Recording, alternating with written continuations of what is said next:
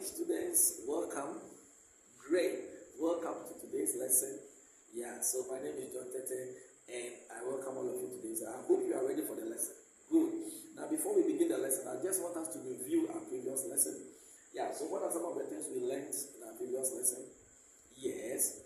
Good. We learned about the circumference of a circle. And what is that? That is 2 pi r. Excellent. Excellent.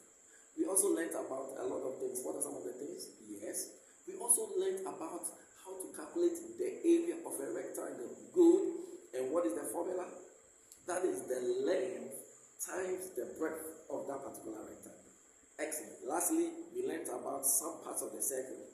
Can you give me some of the names of the circle? The parts of the circle? Yes. The circumference?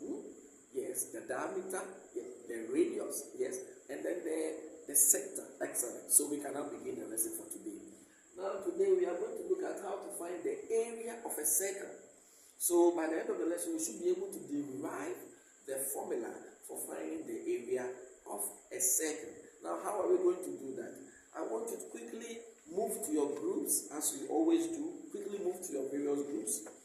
And in front of you, I've put this nice circular cutout there. Good. Now I want you to just look at it and tell me what you see. Yeah, tell me what you see on this circular cutout. Excellent. Excellent. So you see, yes, you see various sectors. Good. You see various sectors. What else? You see the diameter, the principal diameter, that is AB. Good. You see radius or the various radii from the center to the circumference. Excellent. Good. And then you see one part of the circle being shaded and the other one not shaded. So that's a semicircle shaded and one semicircle not shaded. Great. Now, what do you think will be the circumference of the semicircle, the shaded part? Yes. Good. That will be pi r. And then the circumference of the other unshaded semicircle will also be pi r, because of course the whole circumference is 2 pi r. Good. Now what I want you to do is to take the pair of scissors in front of you and gently cut out the various sectors. You want to see something very interesting coming out? Just gently cut out the various sectors. Good. Now after cutting out, I believe you are getting something like this for the shaded sector and then something like this for the unshaded sector. Now what we are going to do is to arrange them alternatively. Good. Arrange them alternatively. So 6 of the shaded sectors and 6 of the unshaded sectors nicely. Good. Now after arrangement, this is what you are going to get. This is what we are expected to get. Wow. That is a nice figure. But what do you think is this particular figure?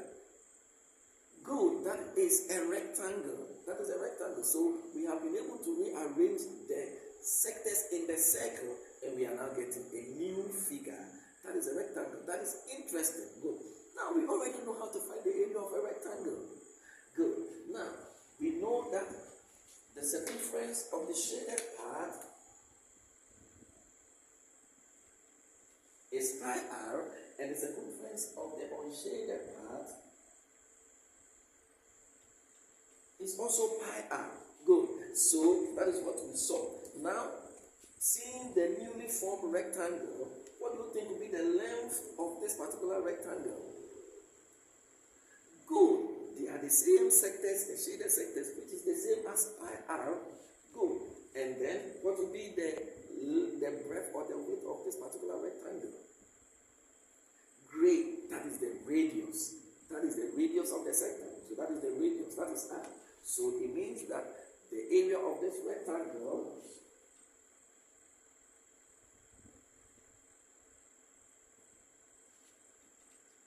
which we know is length times breadth will give us the length, which is what? Pi r, times the breadth, which is the radius of the sector.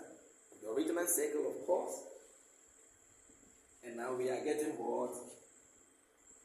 Pi r squared. Great. This was obtained from the circle, which means that the area of the original circle is now,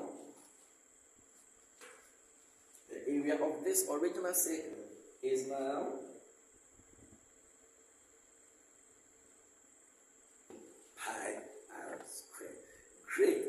That is interesting. Is that not it? Good. So that brings us to the end of our lesson. We are going to review, or we are going to be applying this particular formula in our next lesson, and I hope you enjoy it. Great. Goodbye, and see you in our next lesson.